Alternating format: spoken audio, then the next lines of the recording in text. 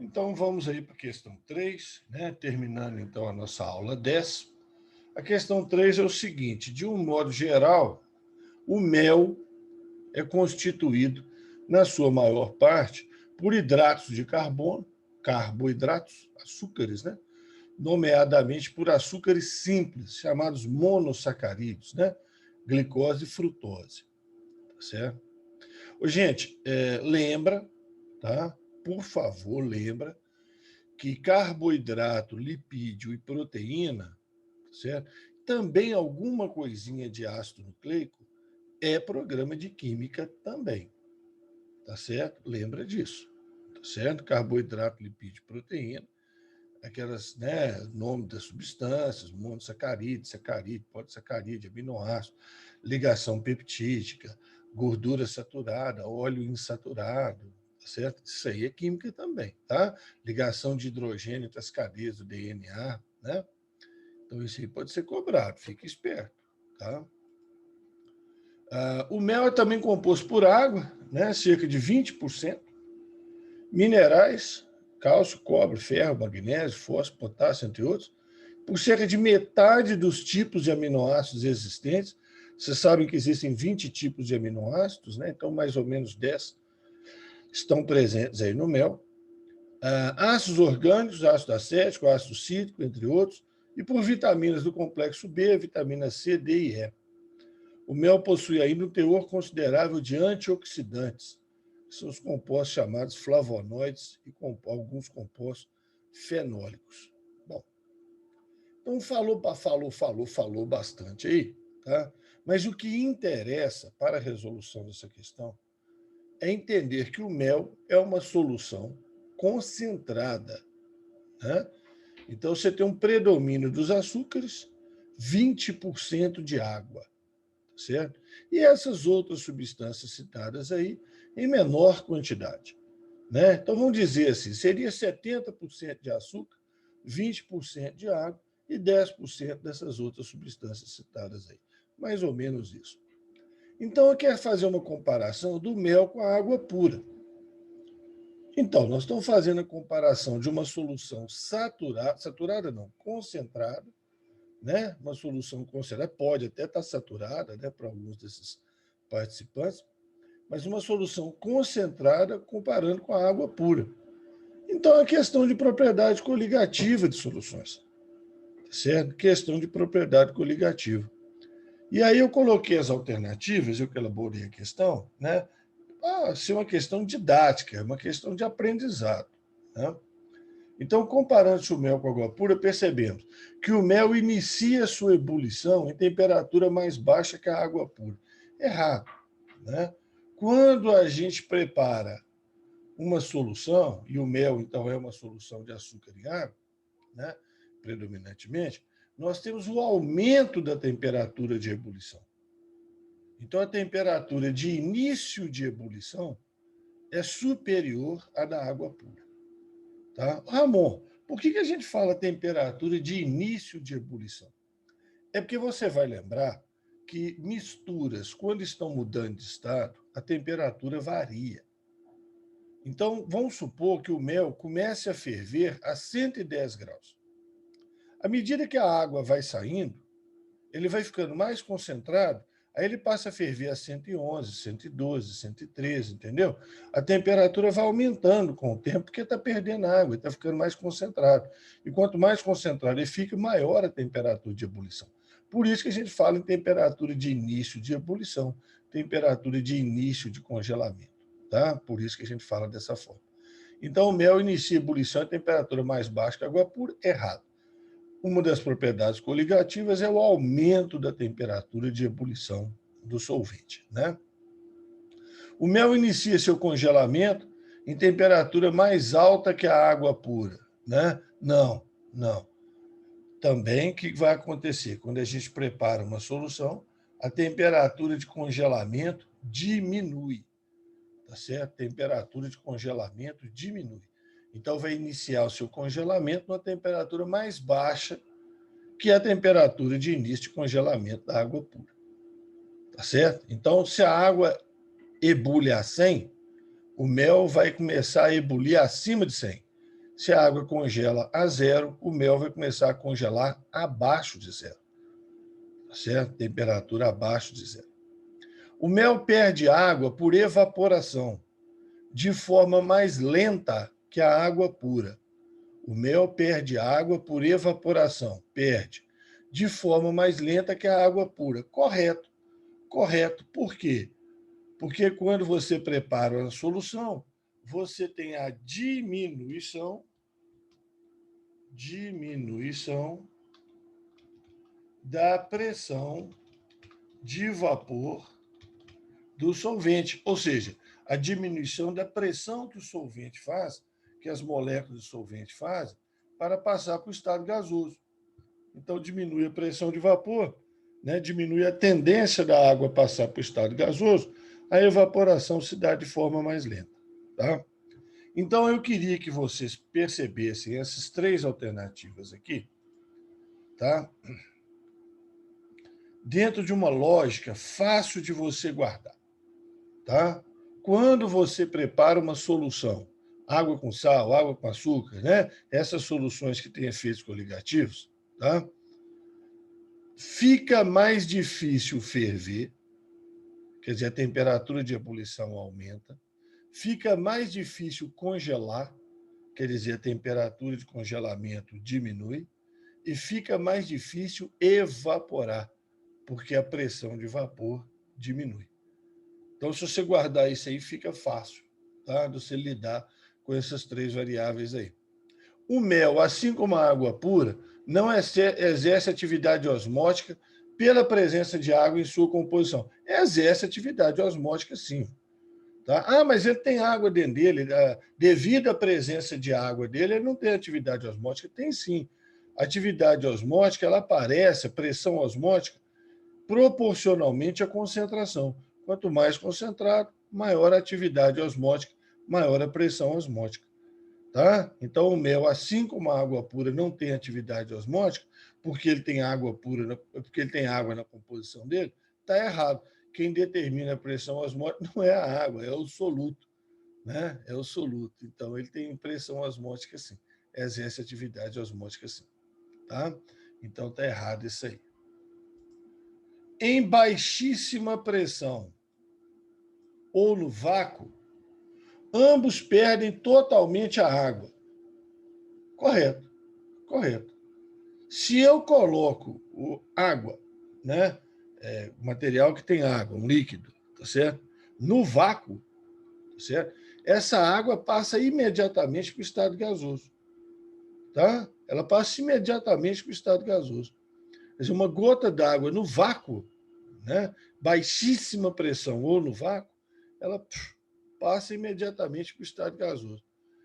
Ambos perdem totalmente a água, certo? Deixando resíduos sólidos no fundo do recipiente. Não, a água pura não, ué. A água pura não. Tá? O mel, claro que vai deixar resíduo. Vai deixar lá os açúcares, vai deixar lá os aminoácidos, vitaminas, etc. Né? Então só vai sair o 20% da água. Tá certo? E vai desidratar, né? Vai sair o 20% da água.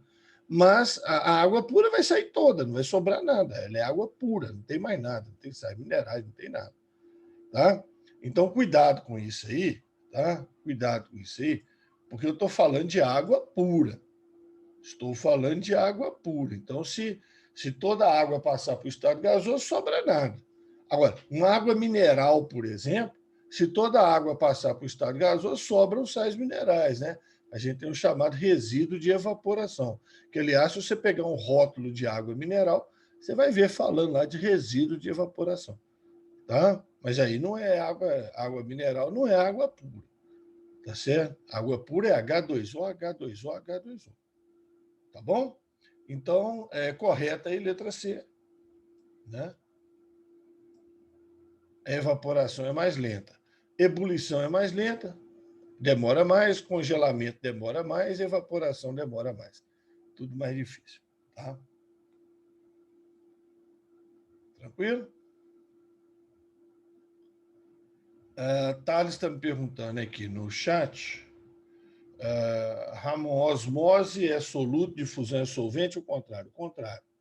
contrário, Thales. Aí nós vamos para o lado da biologia mais, né?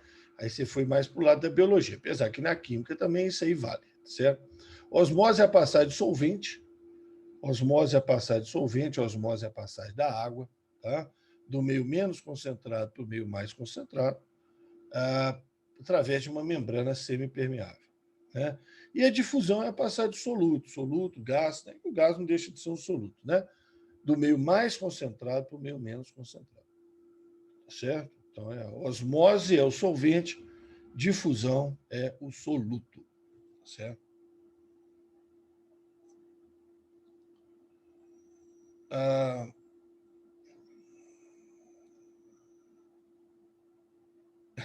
Tá.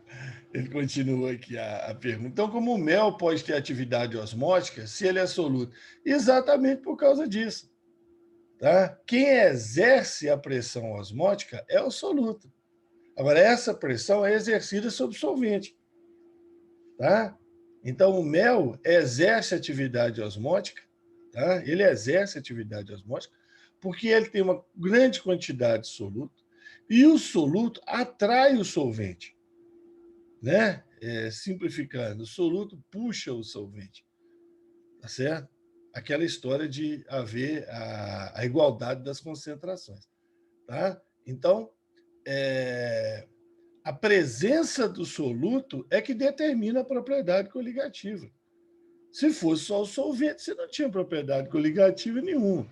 Tá? É o soluto que dificulta a ebulição, o soluto que dificulta o congelamento, o soluto que dificulta a pressão de vapor e o soluto que gera a pressão osmótica, tá? A atividade osmótica.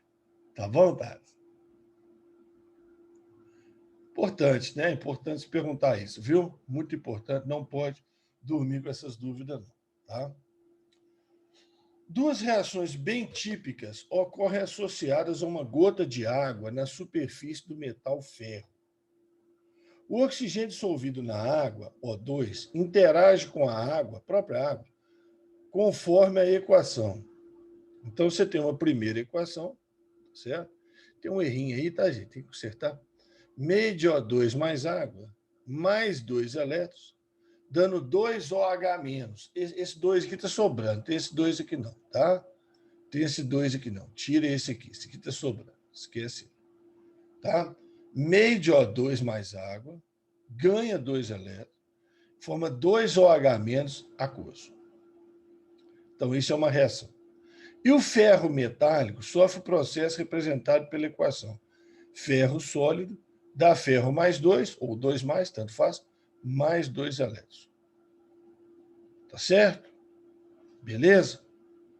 Tranquilo? Aí eu pergunto para vocês, antes de olhar aqui embaixo, essa reação de cima é uma reação de oxidação ou uma reação de redução? Oxidação ou redução? Redução, Stephanie respondeu. Redução por quê, hein, Stephanie? Porque ganhou elétron. Ganhou elétron é uma redução. E aí ficou fácil, né, Stephanie? A de baixo, então, está perdendo elétron. A de baixo, então, é uma oxidação. Tá? Então, nós temos uma reação de redução e temos uma reação de oxidação. Então, nós temos um processo de oxirredução. Tá? Bom, posso somar as duas equações, Stefan? Posso somar as duas equações? Ou tem que fazer algum ajuste antes aí? Posso somar já de cara? Do jeito que está aí?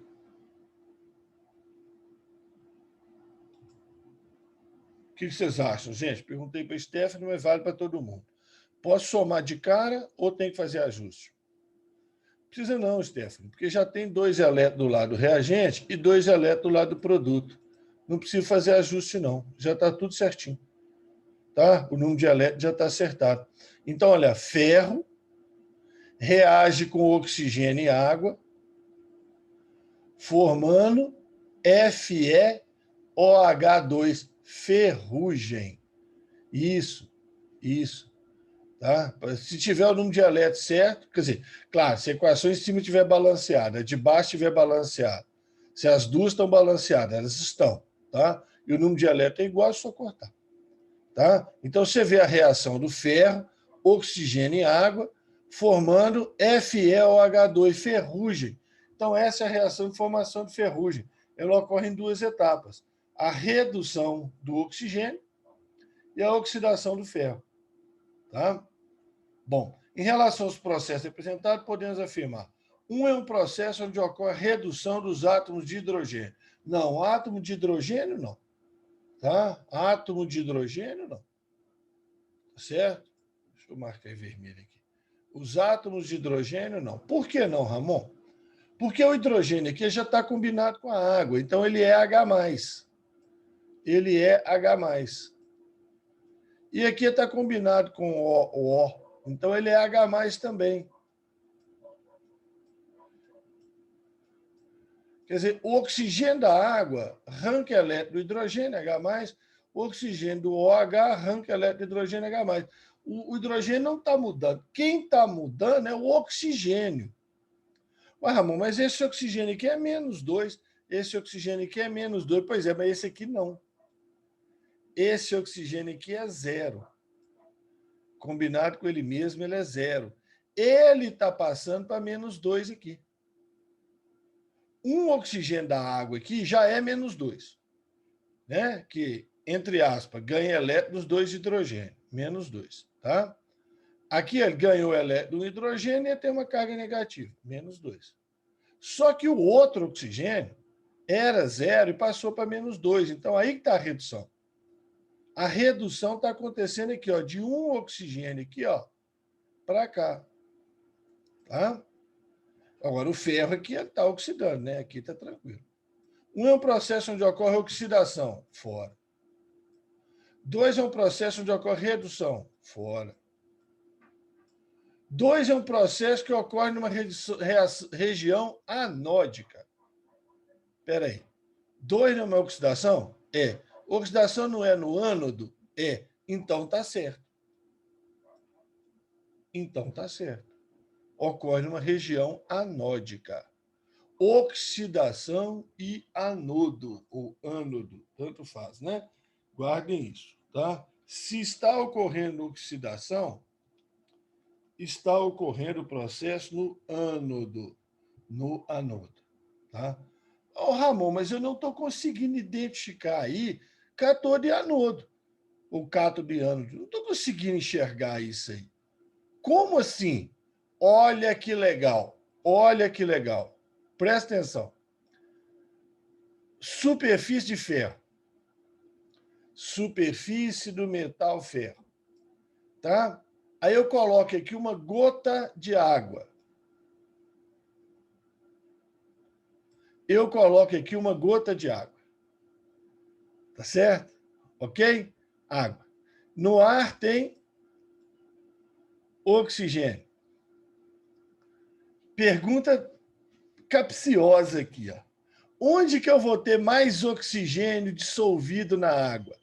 Aqui no meio da bolha ou aqui na beirada? Onde que eu vou ter mais oxigênio dissolvido na água? No meio da bolha, ali na superfície do ferro, ali no meio da bolha, ou nas beiradas? Por que, Thales, você acha que é no canto?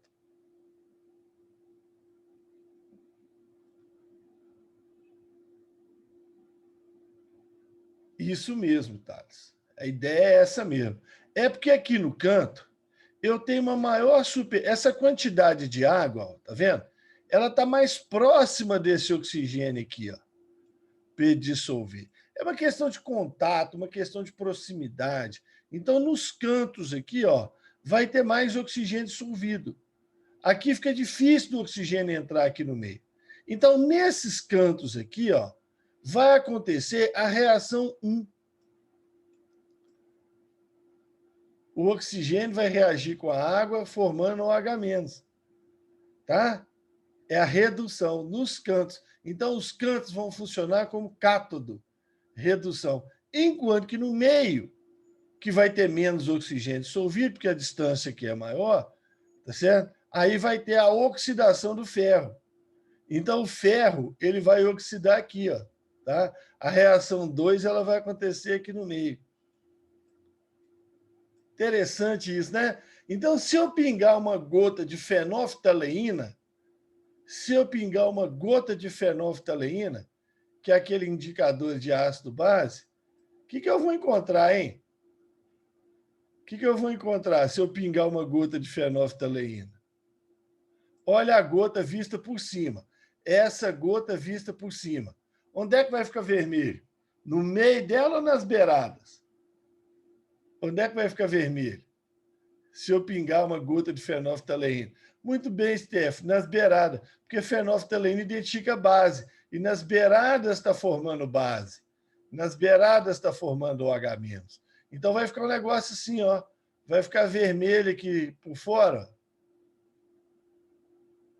Ah, é ruim aqui, né? Por fora vai ficar avermelhado, por dentro vai ficar mais claro. Quer dizer, aquele vermelho que é a cor de fenolftaleína, que você sabe qual que é, né? Então, o processo na região anódica. O processo 1, nas beiradas, é região catódica. E o processo 2, no meio da gota, é região anódica. Bastante interessante isso aí, né? Bastante interessante. 1 e 2 são processos forçados que consomem corrente elétrica. Não. Processo forçado, não. Consome corrente elétrica, não. Tem nada de corrente elétrica aí. São processos espontâneos, tá? E, inclusive, você tem aí uma pilha. Você tem uma pilha. Isso aí é uma pilha. Pilha envolvendo quais elementos? É uma pilha envolvendo quais elementos?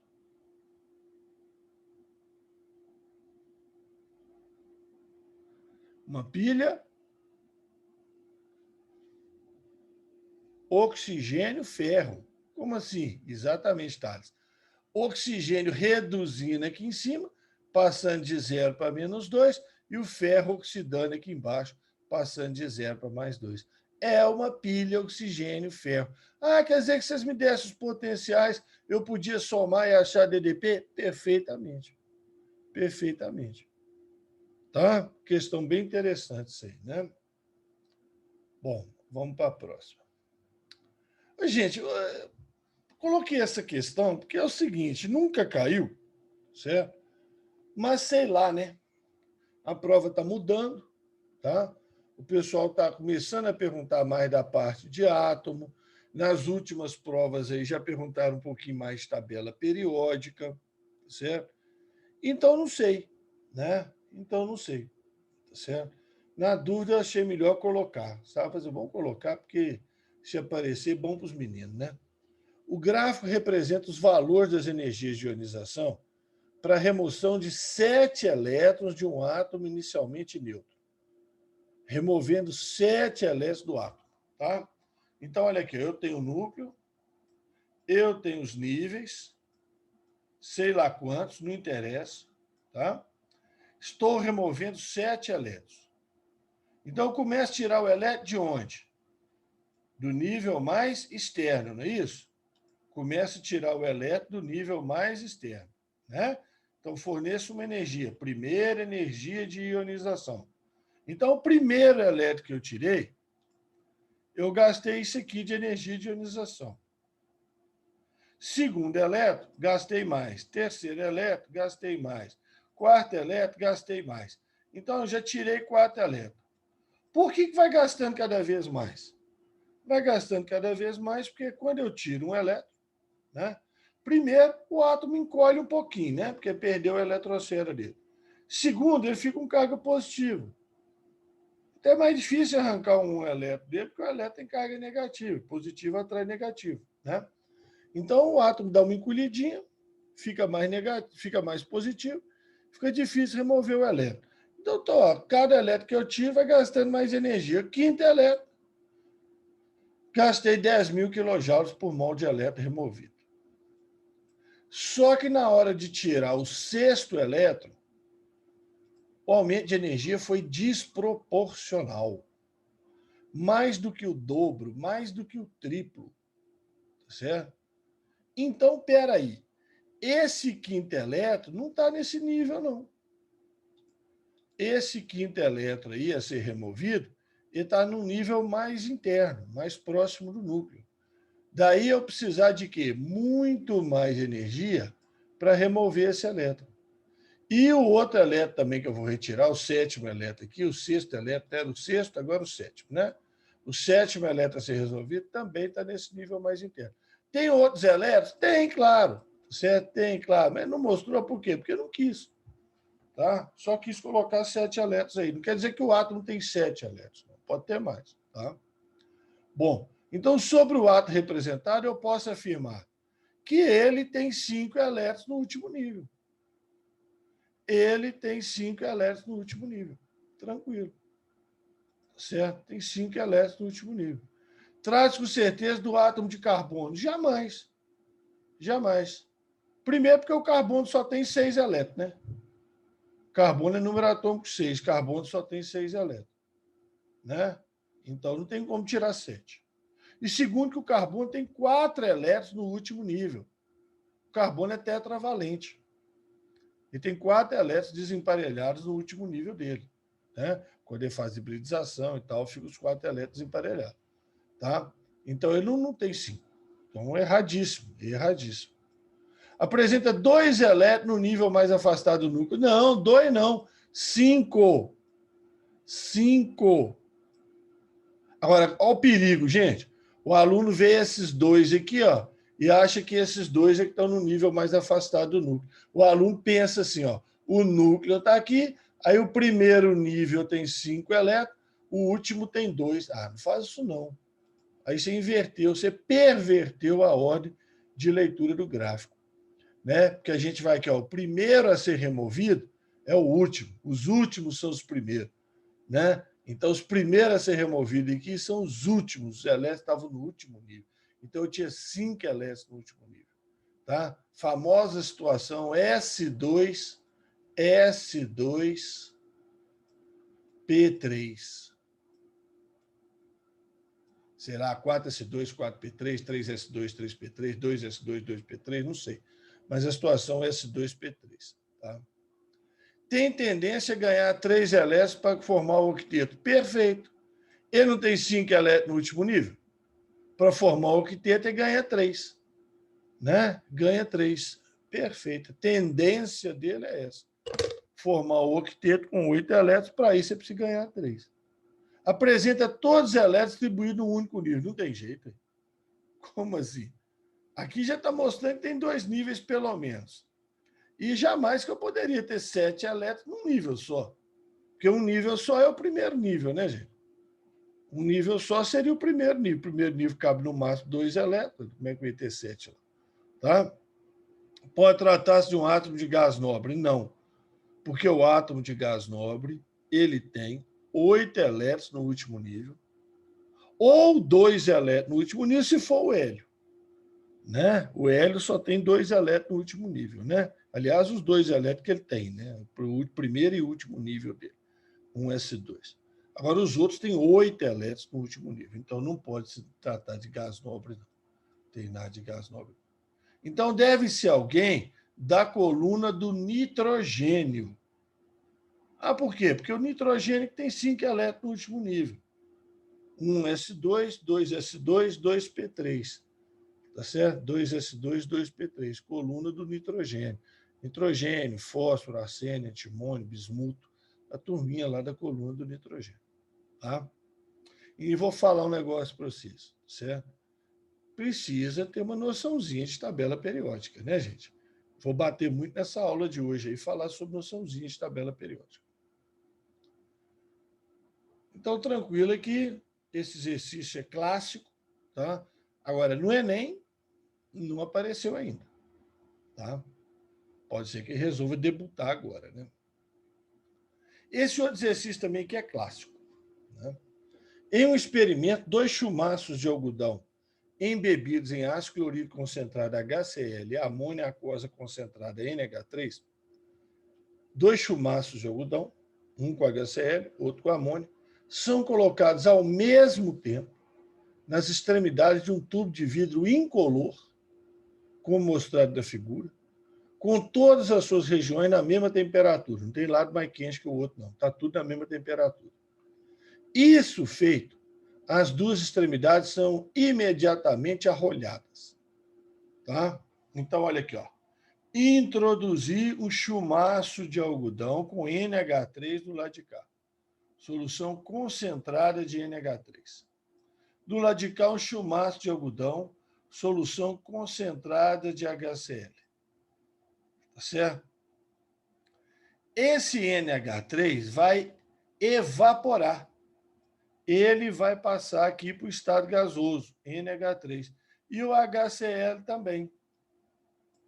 E os dois vão encontrar. Depois de alguns segundos, mais próximo da extremidade esquerda do tubo, forma-se um disco de fumaça branca, resultante da reação NH3 entre os gases NH3 e HCl. Então, forma um disco aqui de fumaça branca.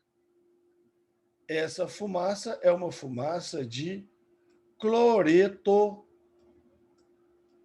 de amônio, NH4Cl. Tá? NH3 mais HCl vai dar um sólido, fumaça sólida, poeira branca. Depois já vai até assentar, tá? De NH4Cl aqui.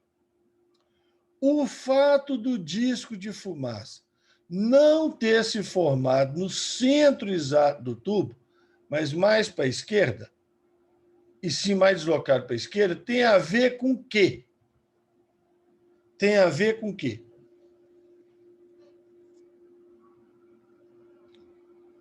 A densidade dos gases, NH3 e HCl, o fato do equilíbrio, no caso, ser deslocado para a esquerda, a liberação de energia durante a reação química, o fato de tratar-se de uma reação de síntese ou a maior energia cinética das moléculas de amônia. E aí? Por que o disco formou-se do lado esquerdo e não no centro? Ou do lado direito? Tem a ver com o quê? Já temos um chutão ali nas alternativas, chutado ali no privado. Ai, que é coragem, fala no aberto. Tem coragem, não, Tati? Fala no aberto. Temos mais um aí, a Stephanie achando que pode ser letra A. Thales foi de A também, foi mesmo, ele falou densidade dos gases. E aí? Mais nenhum palpite aí? Vocês estão certos disso? Letra A?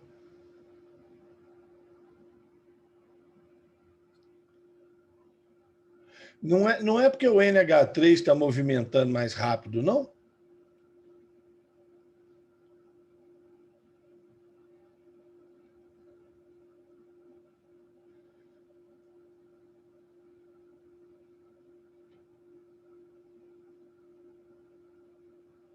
Não é a letra E, não?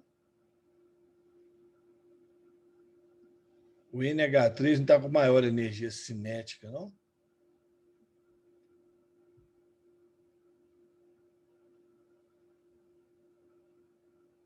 E agora, como é que fica? Bom, letra B tem nada a ver, né, gente? Isso aí não tem nada a ver com equilíbrio deslocado para a esquerda e para a direita, né? Isso aí não tem nada a ver. Equilíbrio é questão de velocidade, né? Posição que diz de fumaça se forma. Né? Mas tem aluno que eu sei que marcaria isso aqui de boa. Né? Liberação de energia durante reação química não tem nada a ver. Reação C de síntese não tem nada a ver. Tá certo, mas não tem nada a ver. O problema mesmo é entre letra A e letra E. Se é uma questão de densidade ou se é uma questão de energia cinética. Tá?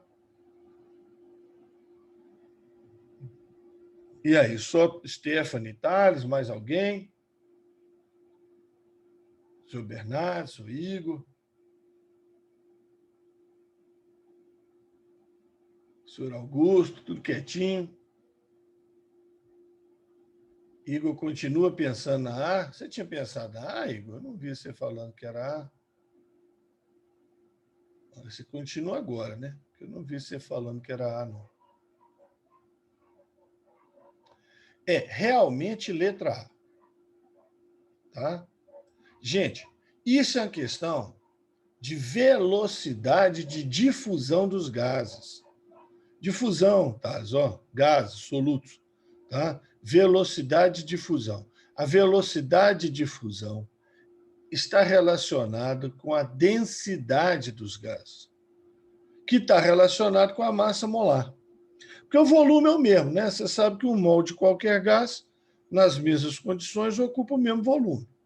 Né? Um mol de qualquer gás na CNTP é 22,4 litros. Tá? Então, densidade depende da massa, porque o volume é o mesmo. Tá? Então, quem é mais denso é mais lerdo.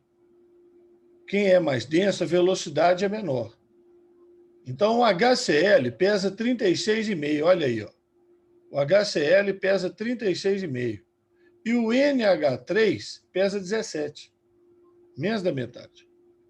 Então, o NH3 é menos denso. E a velocidade de difusão dos gases é inversamente proporcional à raiz quadrada da densidade. Falando assim fica complicado, não precisa. A velocidade de difusão dos gases é inversamente proporcional à densidade, ou, se você quiser, inversamente proporcional à massa molar do gás. Tá? Então é isso, letra A. Tá certo? Mas por que não é energia cinética?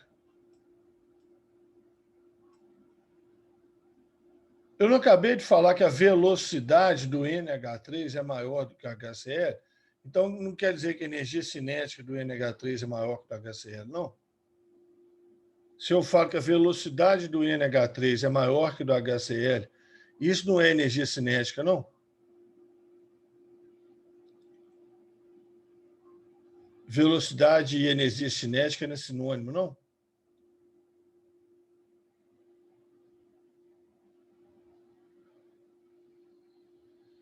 Hein? Por que não, Stefan? Por que não, Augusto? Energia cinética é o que, então?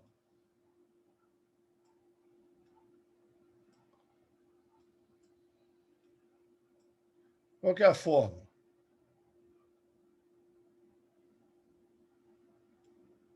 Meio de massa vezes velocidade ao quadrado. Meio de mv2, mv2 sobre 2, isso que você colocou, Augusto. Exatamente. Então, a energia cinética, gente, depende da velocidade, mas depende da massa. Então, quem tem massa maior, HCl, tem velocidade menor. E quem tem massa menor tem velocidade maior. Mas as energias cinéticas são as mesmas. Agora, onde no enunciado que eu deduzia que a energia cinética era a mesma? Onde no enunciado que eu posso deduzir que a energia cinética é a mesma? Onde no enunciado? Quando ele fala o quê? Que todas as regiões estão na mesma temperatura. O que é temperatura? O que é temperatura? Temperatura é a medida da energia cinética. É a energia das partículas. Temperatura é a medida da energia cinética. Então, se o tubo inteiro está na mesma temperatura, todos os compostos que estão lá, os gases que estão lá, estão na mesma energia cinética. Por isso que não podia ser a letra E. Por isso que não podia ser a letra E. Tá? Claro? Um tanto maldoso também, né? Mas tudo dentro da normalidade aí da química. Não tem nada de raciocínio extraordinário não científico aí, não. Tá tudo certinho. Tá? Tá tudo certinho, batendo aí com a química e a física. Tá? Batendo aí com a química e a física do processo. Tá bom? Então, velocidade de fusão é o problema aqui. Velocidade de fusão dos gases, que é inversamente proporcional à raiz quadrada da densidade. Simplificando, inversamente proporcional à densidade, inversamente proporcional à massa molar do gás. Quanto maior a massa molar, mais lerdo é o gás, menor a velocidade dele. Então, no mesmo período de tempo, enquanto o HCl caminhou em 20 centímetros, o NH3 caminhou 30. Por isso que eles encostaram ali mais próximo do HCl. Essa é a ideia. Tá? Velocidades diferentes, velocidades de fusão diferentes. Então, no mesmo intervalo de tempo, um tem velocidade de fusão menor, o outro tem velocidade de fusão maior, se encontrarem. Agora, essas velocidades estão relacionadas com a densidade massa molar. Tá?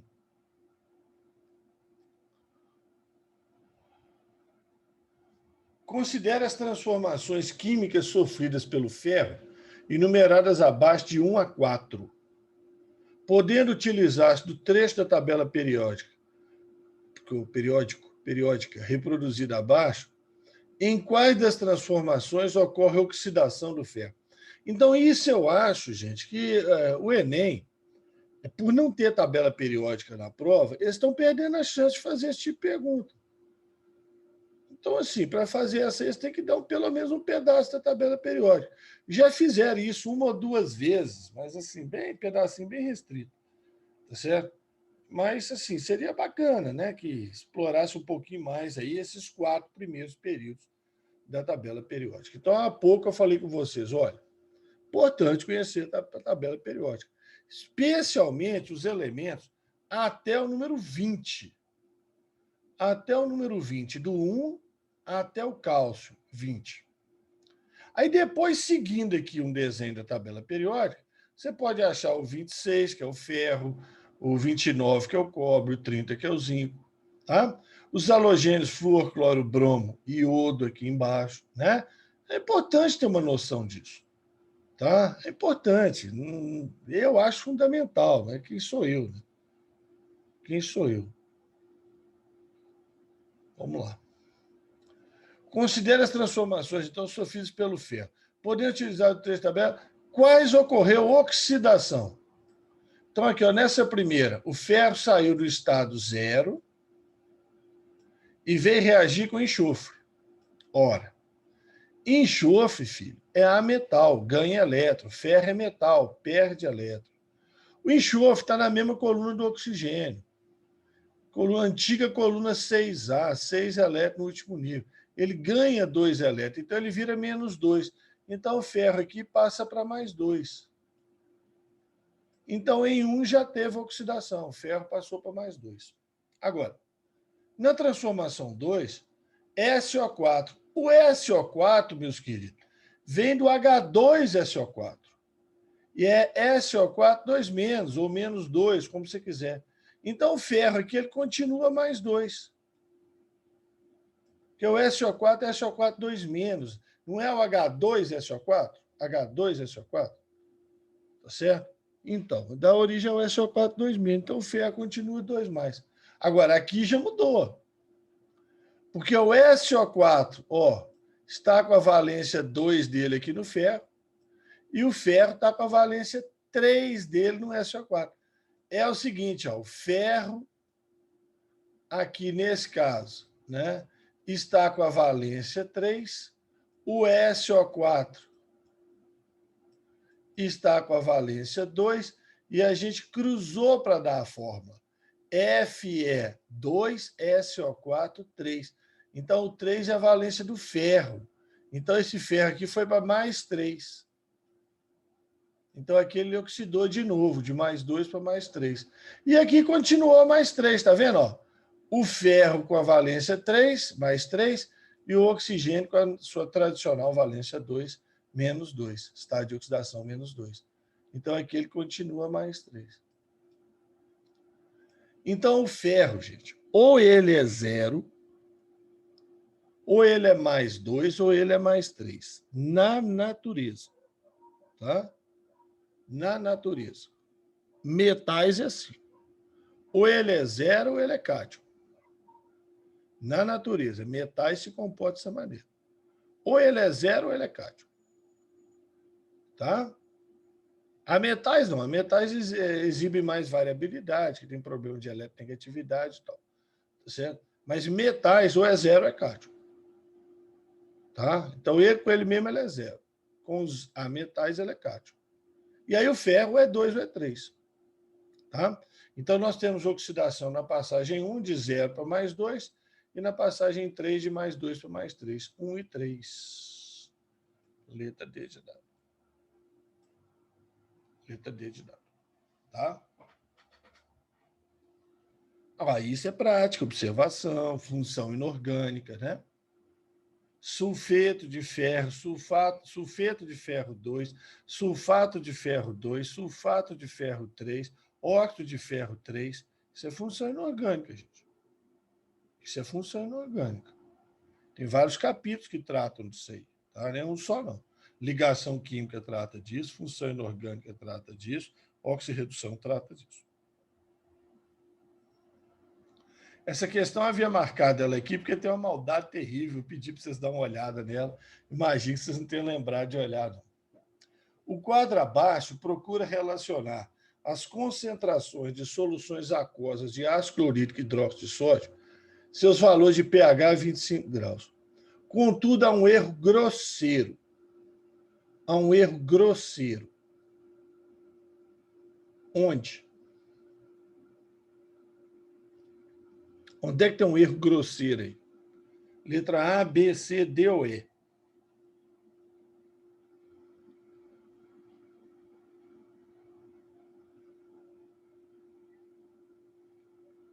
Eu diria que tem dois errinhos aí.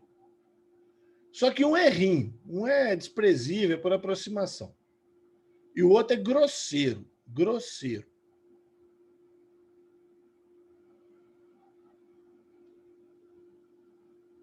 Qual que é o erro grosseiro que tem aí? Está a 25 graus, você sabe que 25 graus, pH mais pOH é igual a 14. Você sabe que a 25 graus, pH mais pOH é igual a 14. Certo?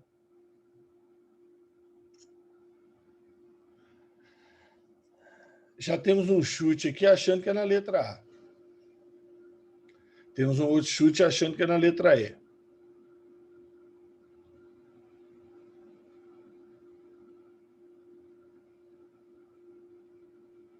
São os dois locais que eu imaginaria que vocês iam ficar confusos, letra A e letra E.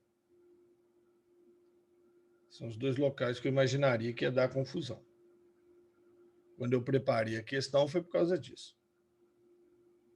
Então, foi bem preparado, porque já atraiu um na letra A e já atraiu um outro na letra E. E os outros estão olhando aí de lado. Atraiu mais um na letra A.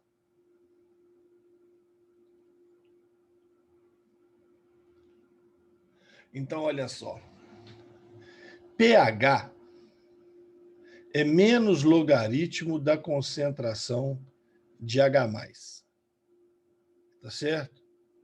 pH é menos logaritmo da concentração de H+. Tá?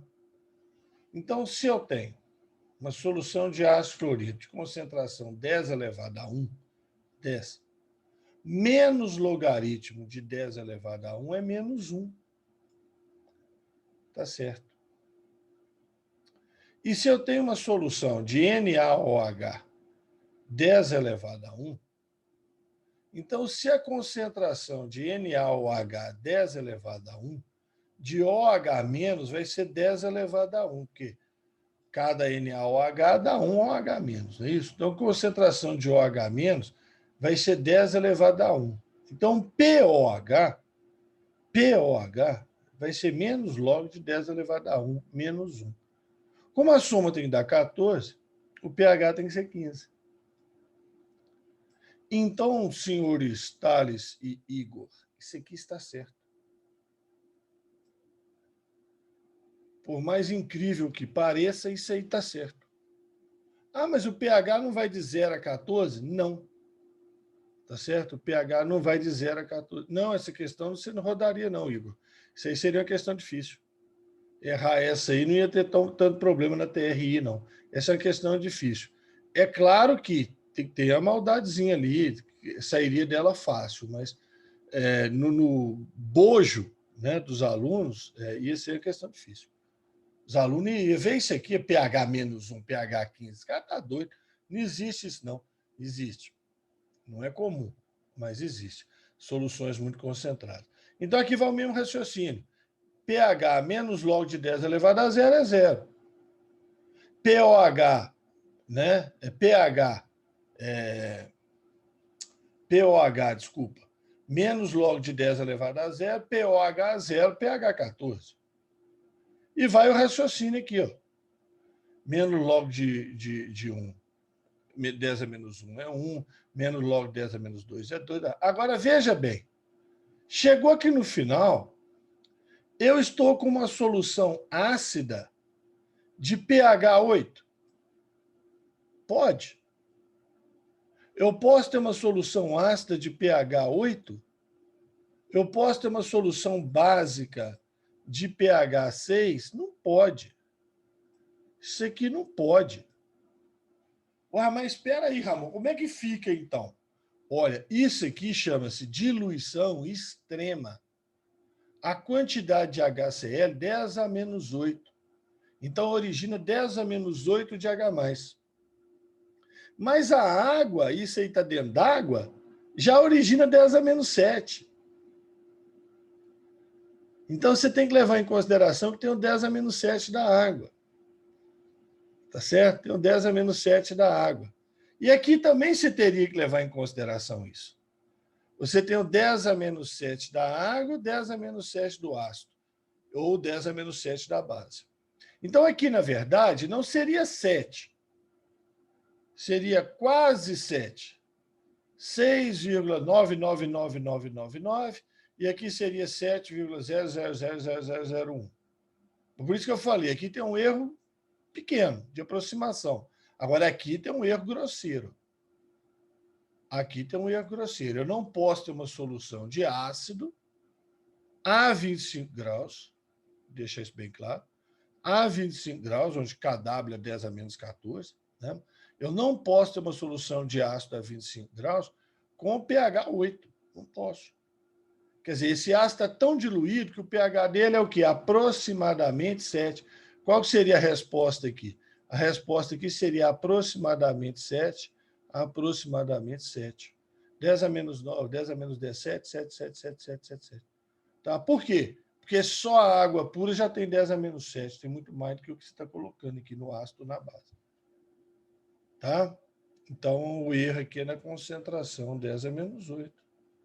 Aí uma pessoa ali acertou ali. Foi a Stephanie, acertou ali na letra E. Tá certo? Deu para entender? Maldoso, tá? Isso é maldoso. Tá certo? Isso é muito maldoso. Explica-se, Igor. Vem cá. Você quer que explique o 10 a menos 8 em si ou você quer que explique tudo? Quais pontos você quer que explique? 10 a menos 8? Tá. Você colocou isso dentro d'água, não é? Então, na água, imagina, vamos fazer só a do ácido. Eu acho que se eu fizer a do ácido, por dedução, você pega da base. Tá certo? Então, aqui, ó, P é uma solução de ácido clorídrico. Tá? Então, a solução é água e ácido clorídrico, não é? É as duas coisas. Bom, a água já me libera 10 a menos 7 de H+. A água já me libera 10 a menos 7 de H+, que a água quebra sozinha e origina uma concentração de H+ de 10 a menos 7, uma concentração de OH- de 10 a menos 7. A água sozinha já dá isso. Aí eu boto o HCl. E o HCl me origina 10 a menos 8. Ora, se você somar 10 a menos 7 com 10 a menos 8, vai dar aproximadamente 10 a menos 7. Vai dar aproximadamente 10 a menos 7. Tá?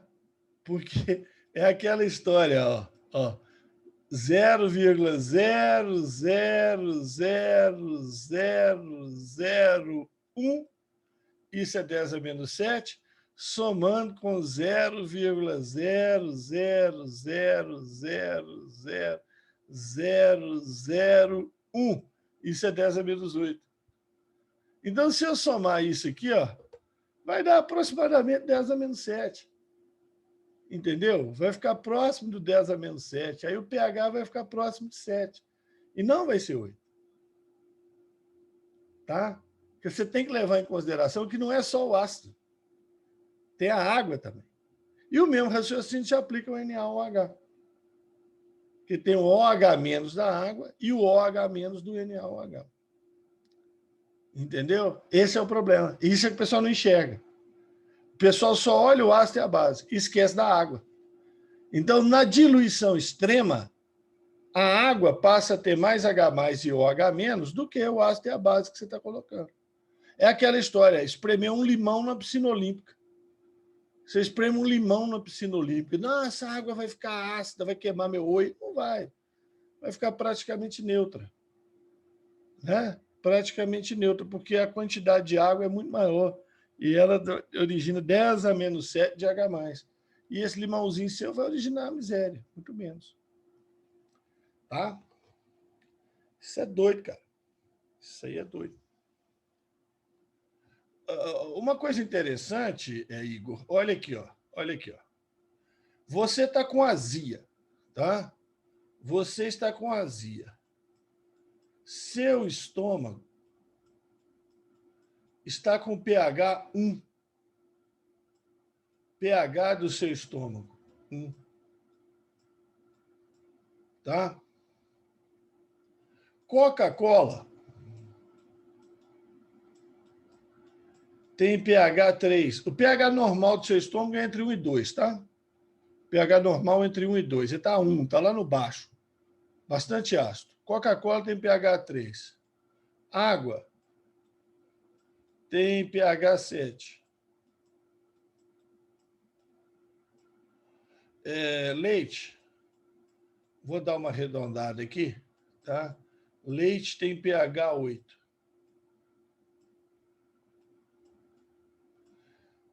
Igor, presta atenção, você está com azia, tá? Você está com azia. Seu estômago está com pH 1. Bastante ácido. Você pode tomar coca, você pode tomar água, você pode tomar leite. Qual dos três, de imediato, presta atenção na pergunta, qual dos três de imediato iria aliviar sua azia?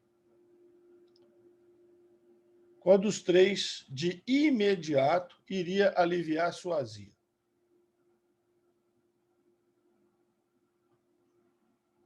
O que vocês acham, gente?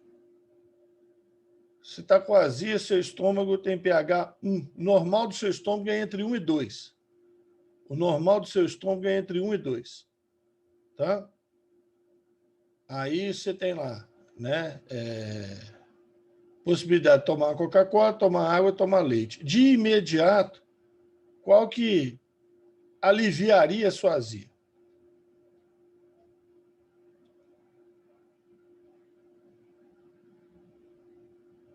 Augusto respondeu leite, uma pessoa respondeu coca.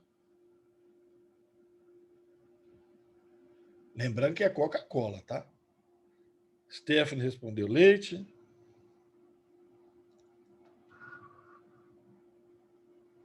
As três aliviariam, gente. As três aliviariam. De imediato, as três aliviariam. Porque seria uma mistura de soluções. Se eu misturo uma solução de pH 1 com uma solução de pH 3, eu vou ter um pH intermediário entre 1 e 3. Ou seja, vai subir o pH do estômago. E vai deixar de ficar naquele limite extremo da acidez que ele se encontra. Tá certo?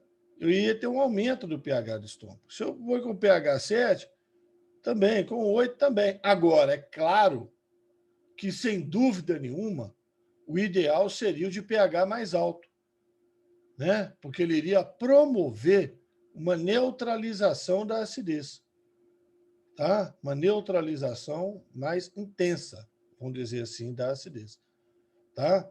Mas se eu misturo se eu tomo uma Coca-Cola, de imediato eu tenho um alívio. Só que aí o estômago acaba absorvendo a água e o ácido da Coca-Cola vai sobrar lá e vai ajudar a piorar a coisa lá na frente. Tá certo? Mas no momento que você toma, ela te dá um alívio.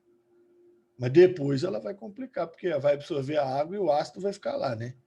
Fazendo o efeito dele. Vai aumentar a quantidade de ácido no estômago. Tá certo? Mas de imediato, qualquer um dos três aí aliviaria. Tá? Agora, é claro que o melhor, sem sombra de dúvida, é o leite. Né? Óbvio. Tá? Por neutralização. Bom, então isso aqui era o que tinha aqui da aula passada, que ficou sobrando. Né? Vamos passar para as questões de hoje aqui.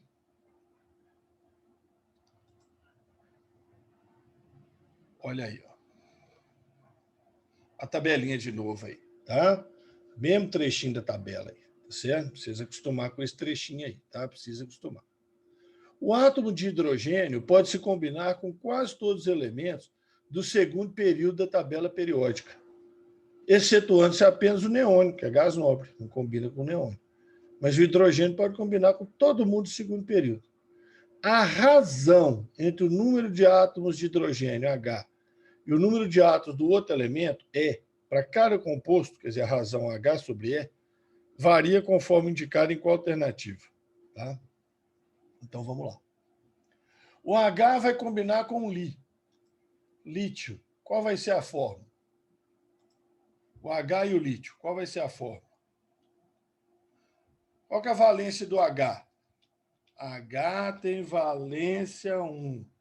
Lítio também tem valência 1. Está na mesma coluna. Cruzou, qual vai dar a fórmula? LiH. Agora, H tem valência 1. Berilo tem valência 2. Como é que vai dar a fórmula? BeH2. Boro tem valência 3, BH3. Carbono tem valência 4, CH4. Agora, cuidado.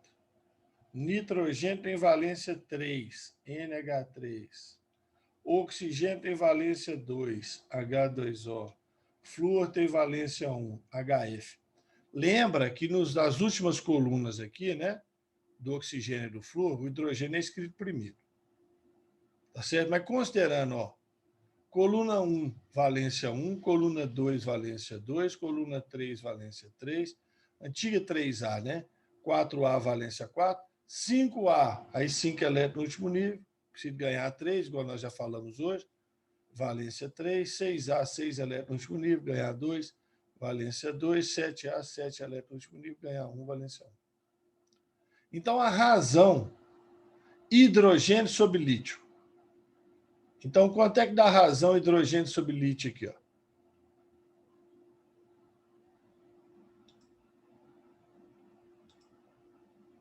Aqui dá 1 sobre 1, né?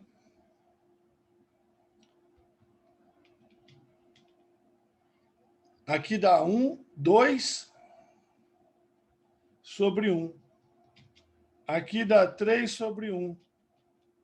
Aqui dá 4 sobre 1. Aqui de novo deu 3 sobre 1. Aqui de novo deu 2 sobre 1. E aqui de novo deu 1 sobre 1. Olha as razões aí, ó. 1, 2, 3, 4, 3, 2, 1. Então, o que acontece com as razões? Aumentam para a esquerda, as razões aumentam para a esquerda do período, aumentam para a direita do período, aumentam em direção ao centro do período, aumentam em direção às extremidades do período, ou diminui e aumenta periodicamente ao longo do tempo. Aumenta, diminui, aumenta, diminui, aumenta, diminui, aumenta, diminui. E aí? Qual que é?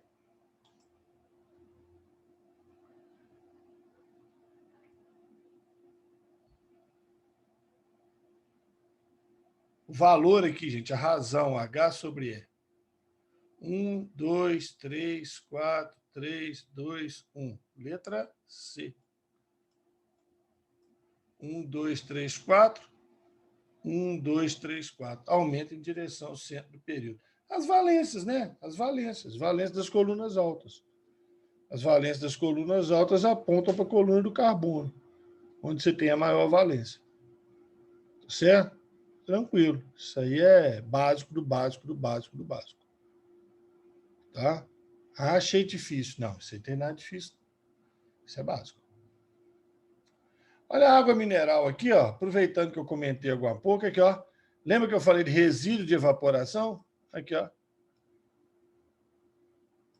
Aí, ó, resíduo de evaporação a 180 graus. Nem é evaporação, é ebulição. 35 miligramas por litro. É um resíduo que sobe por causa dos sais minerais que estão presentes. Né? Algumas pessoas estranham pegar uma garrafa de água mineral e ver a informação não contém glúten, mas isso é obrigatório em rotulagem. Tá? Isso é obrigatório em rotulagem. E algumas pessoas acham engraçado validade. Data de validade da água. Mas a água não tem data de validade, não. Realmente a água não tem, não, mas o vasilhame tem, né? O vasilhame tem. Tá? Então pode ocorrer deterioração no plástico, na tampa, na lata, tá certo? E contaminar o alimento. Então, por isso que tem validade. Tá? Até de água tem validade. Tá certo? Por causa disso. Tá bom? Claro que a água não estraga, né? A água não vira outra coisa, mas o recipiente pode estragar, né? E aí haver contaminação da água.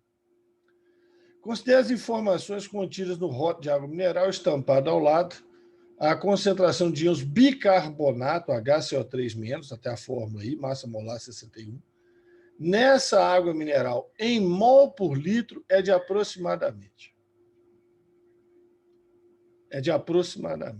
Concentração em mol por litro.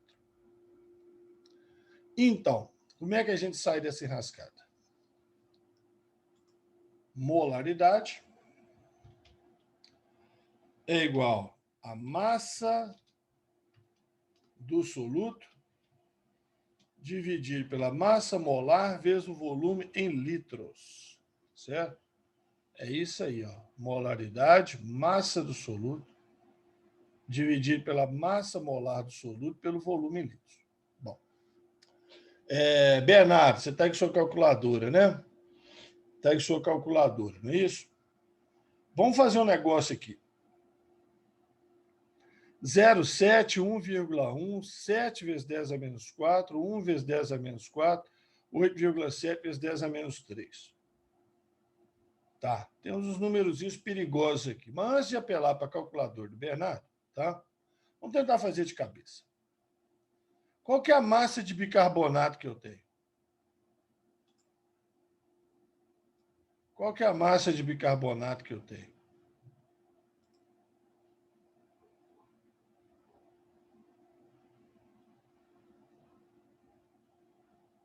7 miligramas. Tá certo? 7 miligramas. Vamos fazer de conta que são 7 gramas? Vamos fazer de conta que são 7 gramas? Tá? Só para mostrar para vocês um atalho. Tá? Faz de conta que são 7 gramas. Depois a gente divide por 1000, tá? Porque são miligramas, milésimo de grama. Mas faz de conta que são 7 num litro. Então, como é que ficaria isso aqui? 7, massa molar 60 e 1. 7 sobre 60. 7 sobre 60. Posso arredondar 6 sobre 60? Ah, pode. Arredondamento, beleza. Pequeno. Aqui os números estão afastados. E dá 0,1. Ia dar 0,1. O que é 0,1? Em ordem de grandeza. O que é 0,1? 7 dividido por 60 ou 6 dividido por 60. O que é 0,1 em ordem de grandeza?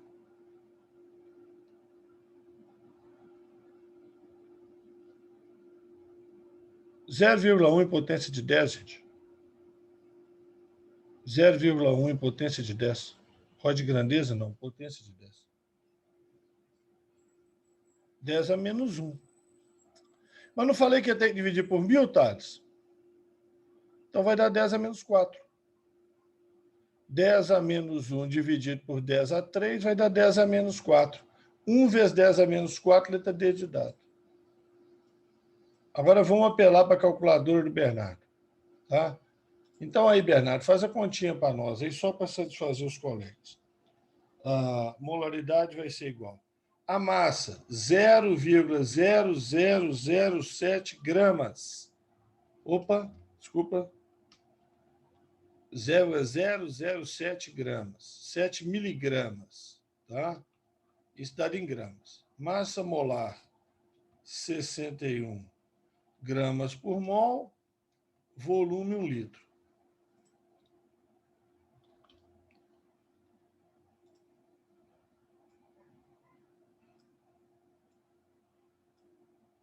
Grama vai cortar com grama, o mol vai subir. Então, faz a conta para nós aí, Bernardo. É só dividir 0,007 por 61. 0,007 por 61. Então, o Bernardo já fez lá, ó, e achou 0,00011,475. Certo? Ou seja, 1,1 vezes 10 a menos 4 ddg. Tá? Então, eu já fui aqui no direto. Ó. Eu fiz de conta que era 6, em vez de 7, chamei de 6. 6 dividido por 60, 0,1. Depois dividir por 1.000, né? 10 a menos 1, dividir por 10 a 3, para passar de miligrama para grama. Pronto, deu 1 vezes 10 a menos 4. Resposta letra D, 1,1 vezes 10 a menos 4. Tá vendo? Um arredondamentozinho de 10% para lá e para cá. Não tem problema, por quê? Porque a diferença entre os valores é maior do que 10%. Né? A diferença entre esses valores, mesmo aqui, ó, tem uma diferença 0,4, né? Mas 0,4 em 1 é 40%. Tá? A diferença é muito maior, então não, tranquilamente eu podia fazer. Tá? Mas é claro, se você tiver tempo para fazer a conta, beleza, faça a conta. Mas tá claro isso aqui? Toma cuidado com a unidade, hein? E a fórmula de concentração em mol por litro. Senão aí lasca tudo. Tá? Sem a fórmula de concentração em mol por litro, meu filho, você fica enroscado.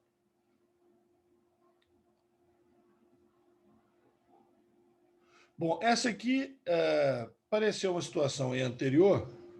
Eu pedi até para me lembrar, o Lucas me lembrou, de elaborar essa questão aqui para vocês. Tá? Deu um trabalhão elaborar essa questão. Tá? Deu um trabalho grande. Espero que esteja tudo ok, que dê para vocês entenderem. Os compostos de coordenação ou complexos metálicos são estruturas químicas compostas de um átomo central metálico envolto por moléculas, íons ou ainda outros átomos chamados ligantes.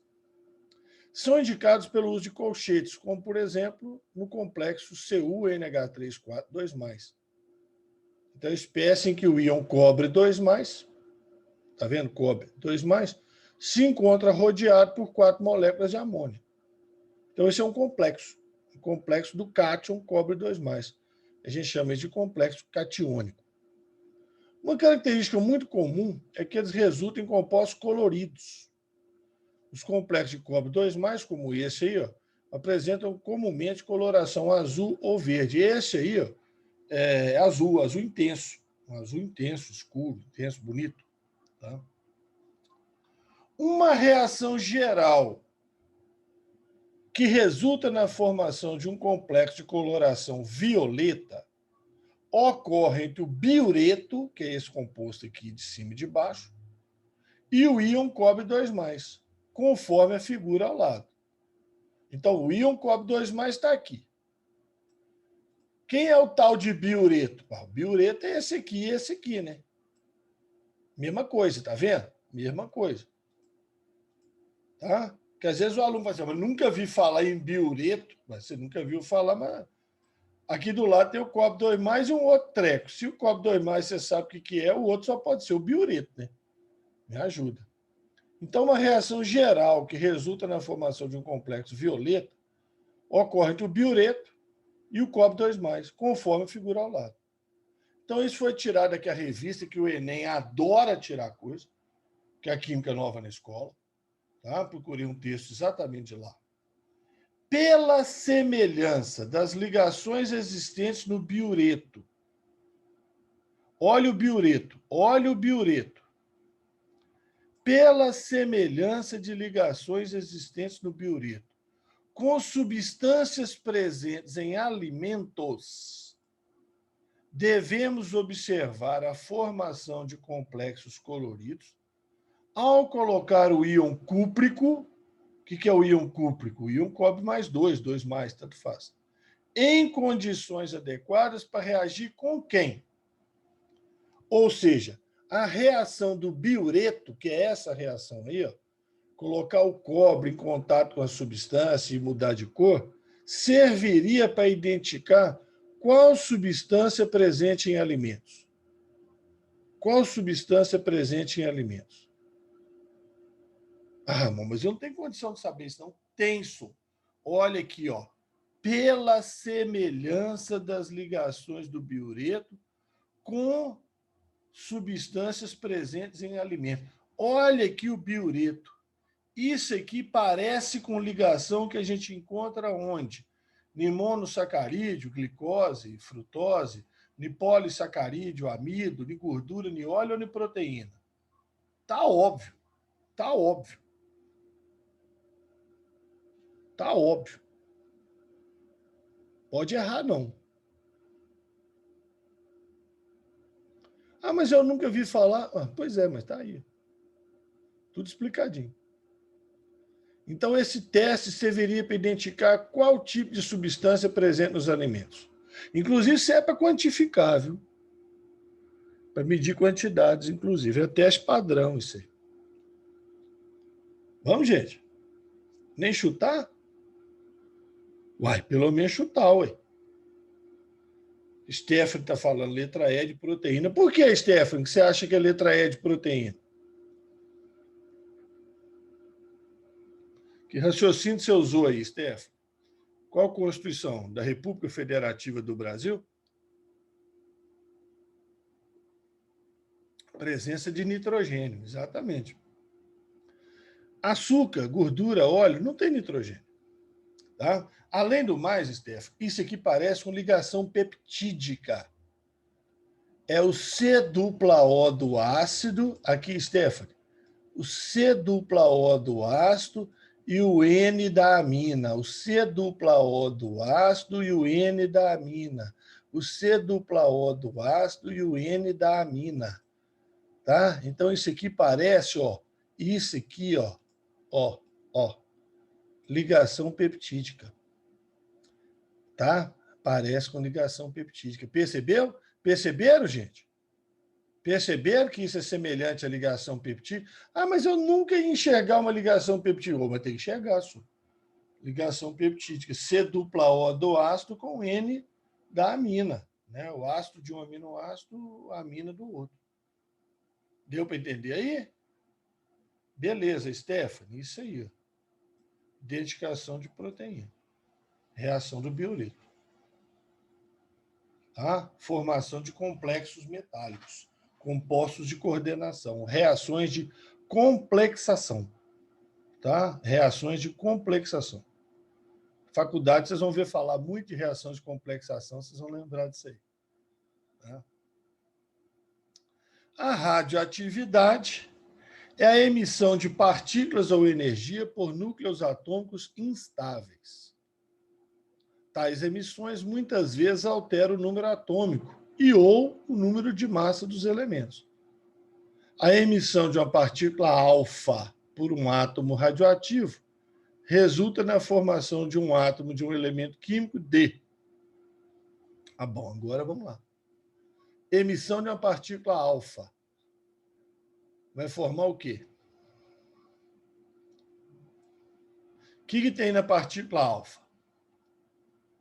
A partícula alfa ela é formada de 2 prótons e 2 nêutrons. A partícula alfa é formada de 2 prótons e 2 nêutrons. Então, na hora que um átomo emite uma partícula alfa, o que acontece com o número atômico dele?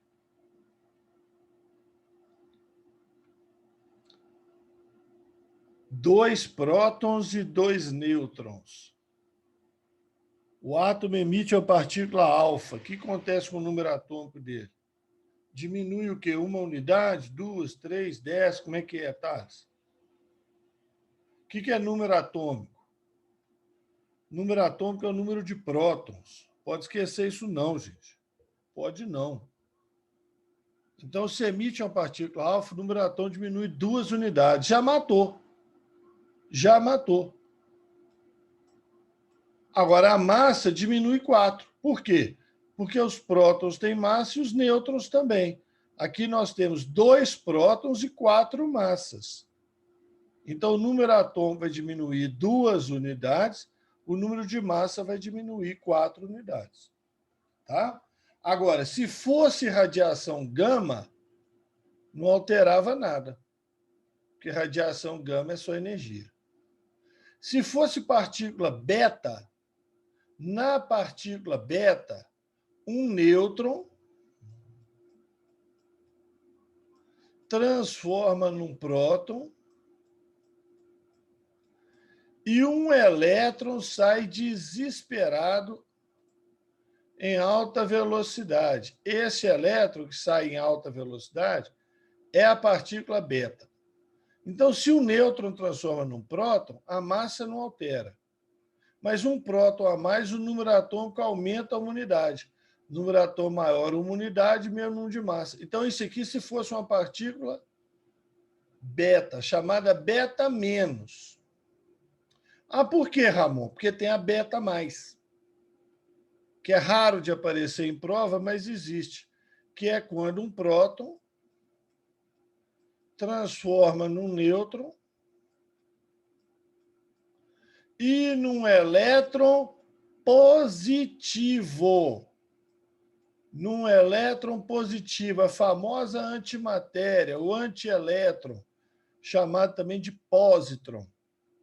Antielétron, partícula beta mais, pósitron, antimatéria. Tá? Aí o próton transforma no nêutron, número atômico menor uma unidade, mas a massa fica a mesma. Então, se fosse uma emissão beta mais, seria isso aqui. Ó. Gama não altera nada, porque gama é só energia. Alfa, número atômico menor 2 unidades e massa menor 4. Beta menos, número atômico maior uma unidade, porque o nêutron virou um próton, mas o mesmo número de massa. E beta mais, número atômico menor uma unidade, porque o próton virou um nêutron, mas a massa é a mesma. E a letra E não existe, isso aqui não existe. Tá? Isso aqui não existe. Certo? Letra E não existe. Está aí só preenchendo espaço. Tem que rever isso? Tem, reveja. Reveja. Dá tempo ainda, tá? Especialmente alfa, beta menos e gama. Gama não altera nada. Então é alfa e beta menos. Beta mais é o inverso da beta menos. Em vez de aumentar uma unidade, diminui uma unidade. A massa continua constante do mesmo jeito. Em vez de aumentar o número atômico, diminui o número atômico. Tem que rever isso, hein? Tem que rever isso. Isso aí cai. Fica esperto.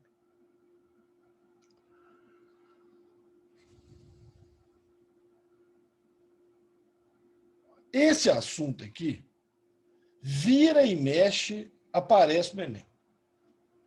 Vira e mexe. Eles têm uma fixação com esse assunto aí, que, aliás, é um assunto muito importante para nós aqui em Minas Gerais.